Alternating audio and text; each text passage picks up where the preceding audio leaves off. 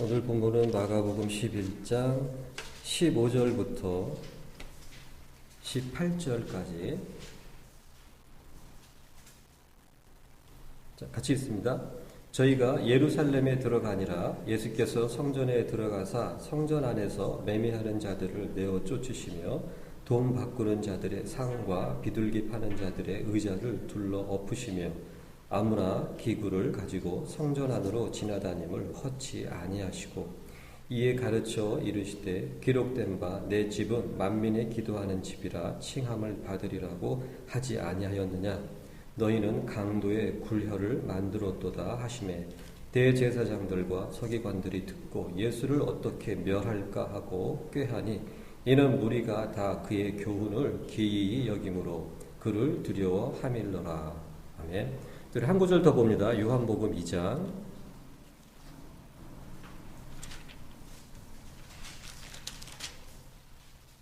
요한복음 2장 16절이 이렇게 한번 16절 17절 같이 읽습니다. 비둘기 파는 사람들에게 이르시되 이것을 여기서 가져가라. 내 아버지의 집으로 장사하는 집을 만들지 말라 하시니 제자들이 성경 말씀에 주의 전을 사모하는 열심이 나를 삼키리라 한 것을 기억하더라. 아멘. 오늘 본문 말씀을 이제 두 군데를 봤어요. 첫 번째는 이제 마가복음 11장과 그 다음에 이제 요한복음 2장 말씀을 보았습니다. 보통 이제 이 본문 말씀의 주제를 성경학자들은 이렇게 얘기를 합니다. 성전을 정화하셨다 이렇게 말씀하십니다. 지금 그 당시에 이제 그 6월절이 되면은 보통 6월절 그 다음에 오순절 그리고 초막절 이렇게 1년에 3번은 이스라엘 사람들이 어디에 각지에 흩어져 있을지라도 1년에 3번 이렇게 성전에 나와야 합니다. 그것이 율법이에요. 지금은 이제 6월절입니다. 예수님께서 6월절 이제 마지막 6월절이고 요한복음 2장은 제자들과 함께 예수님의 공생의 삶의 첫 번째 6월절입니다. 그런데 예수님께서 첫 번째 6월절을 지내실 때와 그리고 마지막 6월절을 지내실 때에 하신 공통적인 그 사건이 무엇이냐면 바로 그 성경학자들이 얘기했던 성전 정화입니다. 성전을 정화하는, 성전을 청소하셨다 그런 의미예요. 여기서 예수님께서 마가복음 11장에 있는 말씀과 같이 그 매매하는 자들, 돈 바꾸는 자들, 비둘기 파는 자들을 의자와 상을 다 둘러 엎으시고 그들 내어 쫓으신 것입니다. 내 집은 만민의 기도하는 집이라 칭함을 받아야 할진대 너희가 강도의 굴혈을 만들었도다 이렇게 말씀하고 계십니다. 여기에 왜 그 매매하는 자들 그 다음에 돈을 바꿔주는 자들이 있냐면 그 당시에 성전에 들어오기 위해서는 성전세를 내야 됩니다. 성전세를 낼 때 그 이스라엘 지경에 살았던 사람들은 문제가 없는데 로마 지역 그 다음에 헬라 지역에 살았던 사람들은 자신들이 사용하고 있는 그 돈을 갖고 오는 거예요. 그러니까 로마 돈이 있고 그 다음에 헬라 돈이 있고 이스라엘 돈이 있는 겁니다. 성전세를 낼 때는 이 제사장들과 바리새인들이 이렇게 규정을 내렸습니다. 로마 돈과 헬라 돈은 받을 수 없기 때문에 이스라엘 돈으로 바꾸어서 성전세를 내라. 이것이 이제 규칙이에요. 그럴 때 이제 돈을 바꿀 때에 또 거기에 비리가 있는 겁니다. 착취가 있는 거예요. 지금도 마찬가지예요. 뭐 이제 우리나라 사람들이 미국이라든지 영국 갈 때 달러로 바꾼다든지 파운드로 바꿀 때 거기에 액수가 커지면 커질수록 적은 액수일 때는 너무 미미해서 와닿지 않지만 액수가 커지면 이 돈을 바꿀 때 그 수수료가 이건 뭐 장난이 아닙니다. 그렇게 보면 이 당시에도 그러한 착취가 아주 심하게 있었어요. 하여튼 그때나 지금이나 돈입니다. 어떻게든 돈을 착취하는 거죠, 말 그대로. 이 하나님을 섬긴다고 하는 그 유대인들마저도 하나님을 섬긴다고 하면서도 임금을 착취하고, 그리고 이 세리들은 정해진 세 외에 또 비리를 저질름으로 더 많은 세금을 걷어들였고, 그리고 로마 군인들은 자신들의 그 권력을 믿고서 행패를 부리며 돈을 뜯어내고, 하여튼 그 당시나 지금 현재나 돈을 착취하는 그러한 것은 똑같습니다. 그렇기 때문에 솔로몬이 그 전도서에서 하나님께서 그런 말씀을 하신 것 같아요. 해 아래 새 것이 없다. 지금 있는 것이 그 전에 있었고 지금 있는 것이 앞으로도 있게 될 것이다. 인생의 이 세상의 원칙과 원리를 보게 되면 정말 그런 것 같습니다. 그렇게 미루어 봤을 때에 예수님이 다시 오실 때에도 예수님께서 처음 오셨던 그런 상황들이 지금 예수님이 다시 오시는 이 세대에 아주 유사한 일들이 벌어지고 있는 것입니다. 자, 예수님께서 처음 오셔가지고 죽으러 가실 때에 그 마지막 유월절에 이 성전을 정화하십니다. 이거예요. 성전입니다.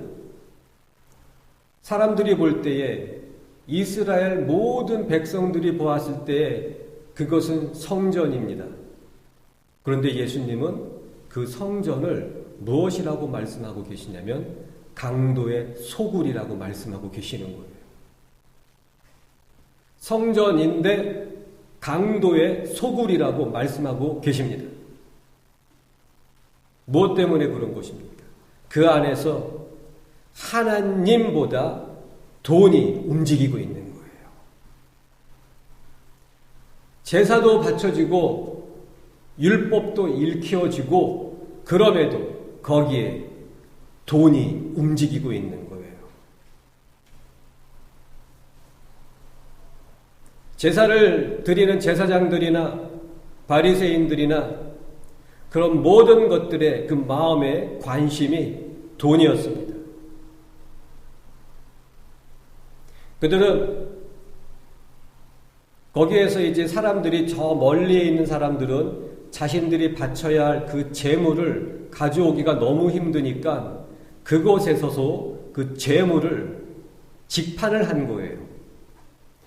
재물을 팔았는데 그러면은 이제 뭐 근처에서 오면서 쓸만한 그 재물을 가져올 수도 있겠지만 그것을 제사장들은 받아주질 않습니다.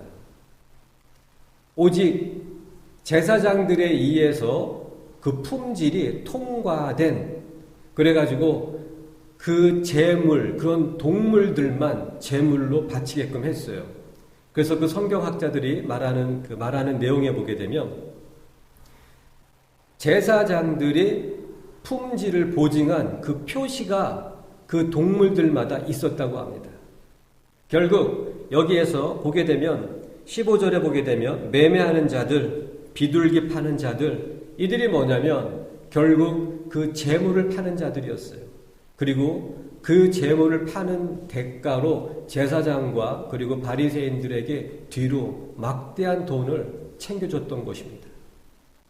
지금 세계 각지에 흩어져 있던 유대인들이 다 돌아와가지고 제사를 드릴 때에 그 얼마나 많은 양의 재물이 매매가 되겠습니까? 엄청난 돈이 들어가는 거예요.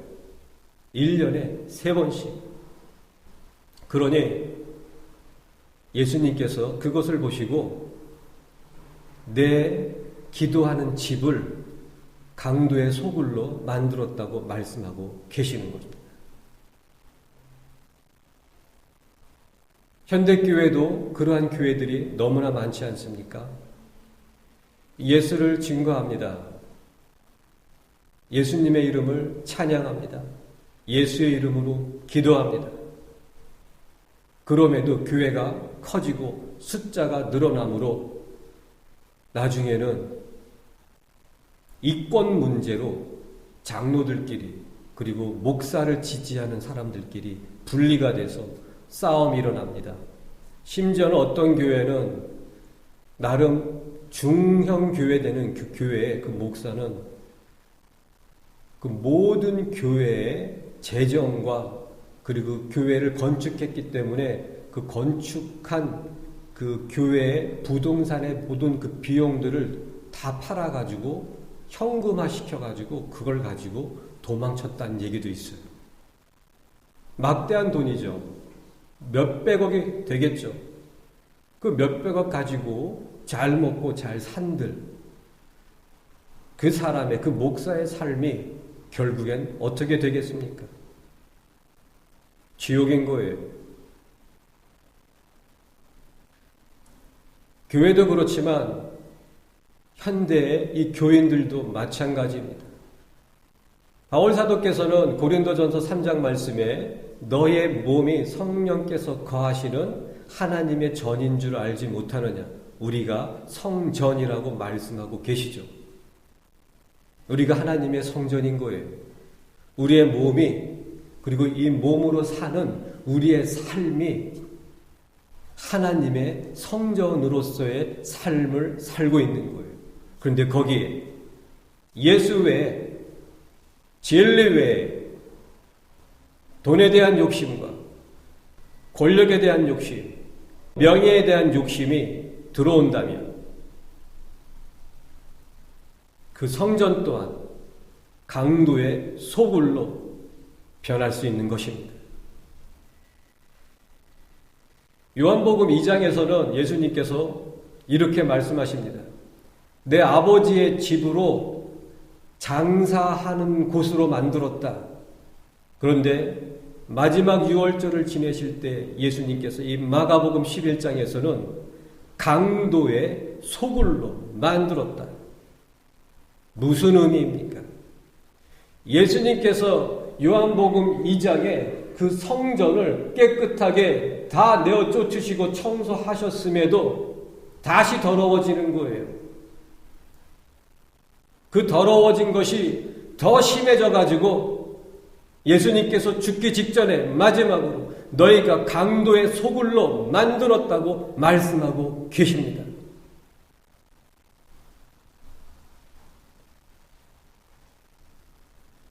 예수님을 섬긴다고 하면서 반복되어지는 그 죄가 있어요. 회개하고 또 회개할지라도 또 거듭 반복해서 그 범하는 죄들이 있어요. 그러한 죄를 정녕 끊어내지 못한다면 그 형편이 더 심해질 수 있습니다. 기억하십시오. 첫 유월절에 그 성전을 청소하실 때에는 장사하는 집으로 만들었다고 말씀하셨지만 마지막 유월절을 지내시며 그 성전을 청소하실 때에는 강도의 소굴로 만들었다고 말씀하고 계십니다. 마태복음 12장에도 유사한 말씀이 있어요. 집이 청소가 되었는데 주인이 없는 거예요. 그랬더니 그 귀신이 물이 있는 곳을 피하여 쉴 곳을 찾다가 찾지 못하니까 다시 돌아와서 보니까 청소가 깨끗하게 되어 있는 거예요. 그런데 주인이 없어요. 성경은 어떻게 나와 있습니까? 자기보다 힘센 귀신 7을 데리고 들어간다고 나와 있습니다. 나중 형편이 처음 형편보다 심해졌다고 말씀하고 계십니다. 신앙의 삶은 결단이에요. 그렇기 때문에 이 신앙의 삶은 싸움이라고 전쟁이라고 말씀하고 계십니다. 예수님께서 누가복음 13장에 보면 이렇게 말씀하고 계십니다. 혹이 여짜오되 구원받을 자가 적습니까? 그럴 때 예수님께서 좁은 문으로 들어가기를 힘쓰라. 들어가기를 구하여도 못할 자가 많으니라. 여기에서 좁은 문으로 들어가기를 힘쓰라. 힘쓰라가 아고니조마이입니다. 이 헬라어 아고니zo마이는 이기기 위해서 싸우라. 이길 때까지 싸우라. 전투적인 단어입니다.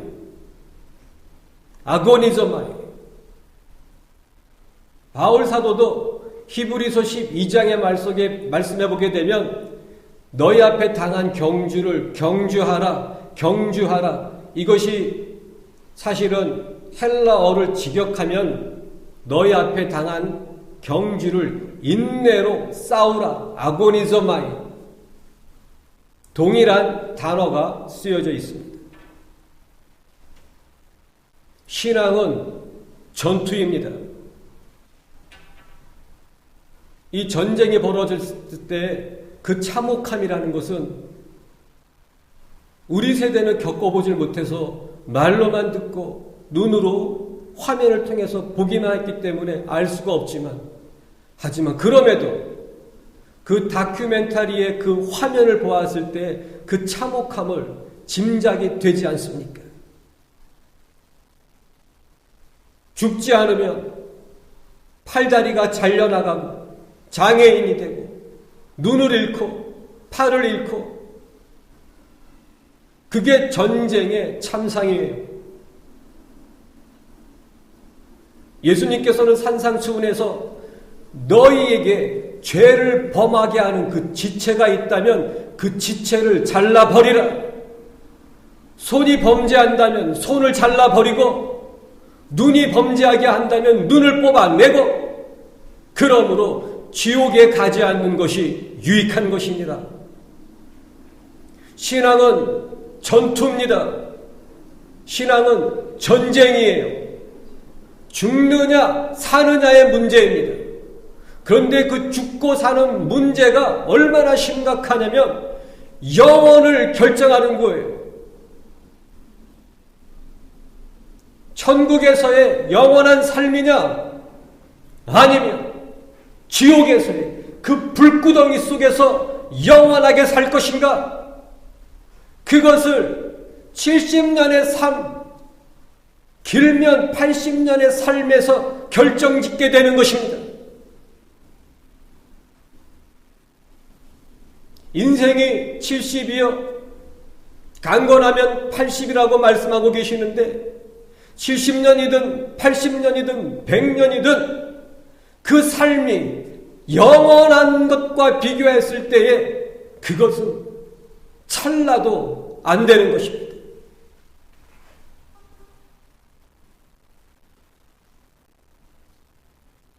우리의 삶에 경건의 모양은 있지만 경건의 능력인, 경건의 주인 대신 예수가 없다면 그 성전은 강도의 소굴이 될 수밖에 없습니다. 예수님이 그것을 말씀하고 계시는 거예요.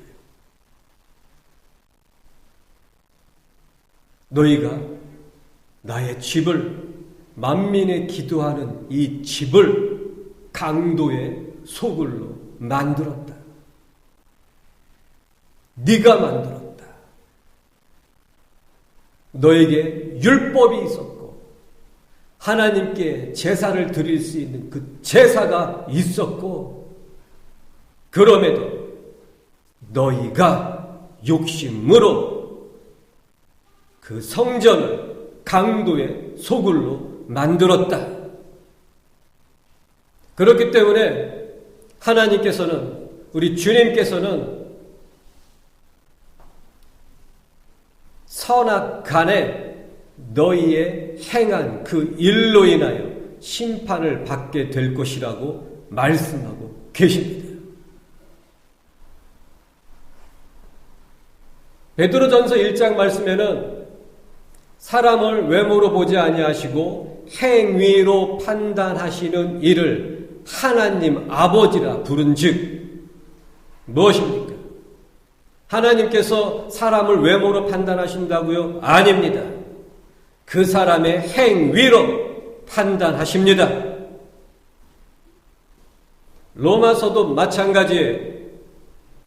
바울 사도께서는 하나님의 말씀을 이렇게 로마서 2장에 선포하고 있습니다. 하나님께서는 너희가 행한 그 행함으로 판단하시나니 참고 선을 행함으로 영광과 존귀함과 썩지 아니할 것을 구하는 자에게는 영생으로 하시고 그렇지 아니한 자들에게는 진노하시고 결국엔 멸망으로 징계하시는 거예요. 마태복음 16장에서는 역시 예수님께서 동일한 말씀을 하십니다. 하나님께서 너희의 행위대로 보응하시리라.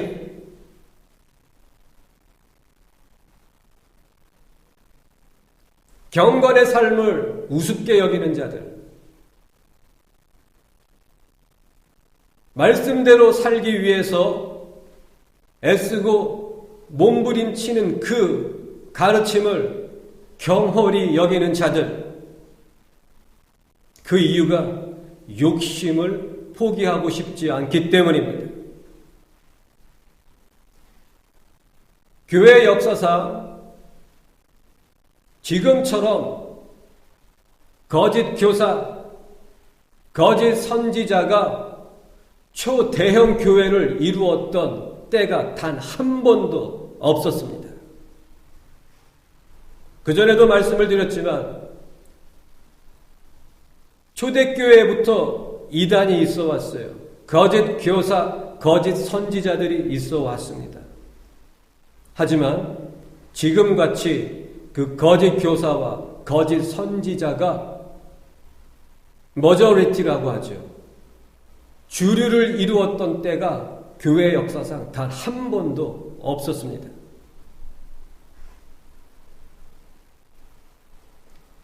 반쪽복음, 인본주의, 설교, 사람을 즐겁게 하는, 사람의 입맛을 맞춰주는 프로그램, 그런 것들로 무장되어진 교회는 성장합니다. 숫자가 늘어납니다. 수백, 수천, 수만 명, 수십만 명이 모입니다. 미국에서 가장 큰 교회, 그 조엘 오스틴의 그 교회는 한 주일 예배 5만 명이 넘게 예배에 참석한다고 합니다. 그 교회가 하나님께서 보시기에, 주님께서 보시기에 어떨까요? 번영을 선포하고 축복을 선포하고 죄 사함을 선포하고 이 세상에서 예수로 인하여서 누리는 삶을 선포하는 그 교회를 봤을 때에 예수님은 어떻게 말씀하실까요?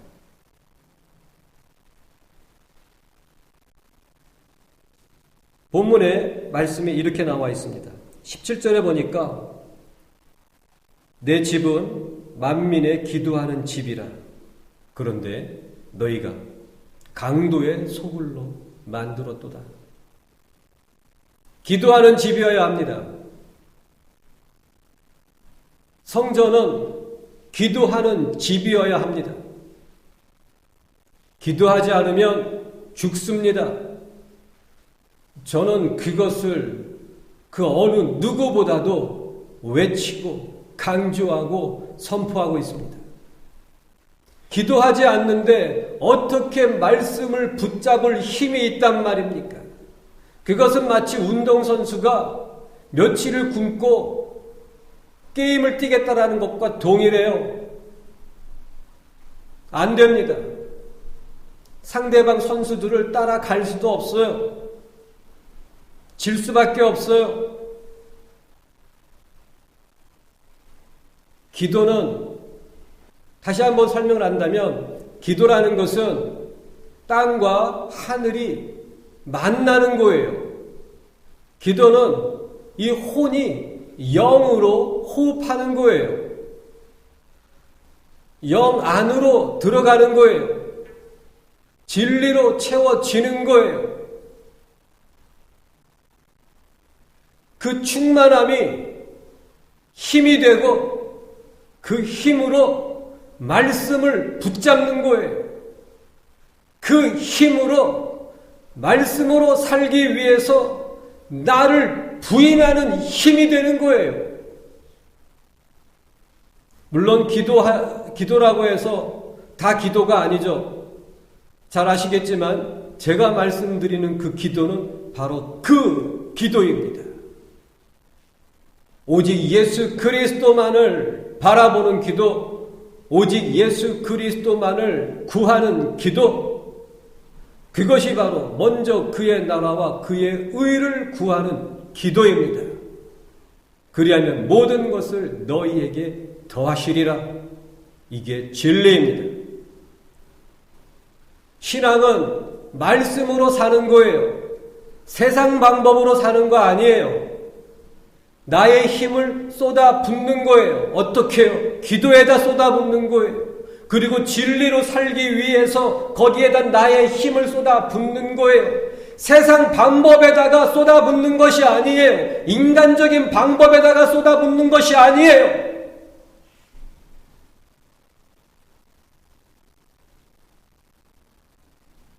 예수님께서 다시 한번 이렇게 말씀하고 계시는 거예요.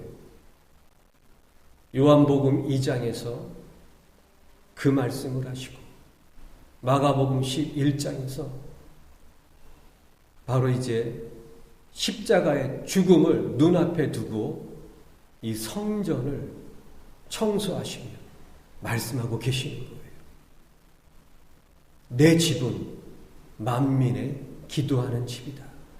여기서 만민의 기도하는 집, 이스라엘의 기도의 집이 아니에요. 만민이라고 말씀하셨어요. 바로 예수님은 이미 이 말씀을 통해서도 이 복음이 디아스포라, 온 세상에 퍼질 것을 말씀하고 계시는 거예요. 이 말씀에 대해서 또 드릴 말씀이 있지만 그러면 좀 시간이 길어질 것 같아서 이제 마무리하도록 하겠습니다. 성전은 기도하는 집입니다. 그것입니다. 오직 예수만을 바라는 기도를 하십시오. 오직 예수 그리스도만을 구하는 기도를 하십시오. 그리하면 모든 것을 더하여 주십니다. 그 진리를 체험하게 됩니다. 결국 진리를 먹고 사는 거예요. 진리를 먹고 사는 거예요. 하늘로서 내려온 생명의 떡인 예수의 몸을 먹고 사는 거예요. 예수의 살을 먹고 사는 거예요. 그것이 기도에서 시작됩니다. 나를 버리는 기도, 오직 예수만을 구하는 기도, 세상을 원하는 나를 버리는 기도, 오직 예수만을 구하는 기도, 그 기도가 나를 살립니다. 나를 진리로 살리고 나의 성품을 진리로 만들게 되어 있어요. 내 안에서 예수가 나타납니다. 그러기 위해서는 내 기도에서 예수가 나타나야 합니다. 기도하겠습니다.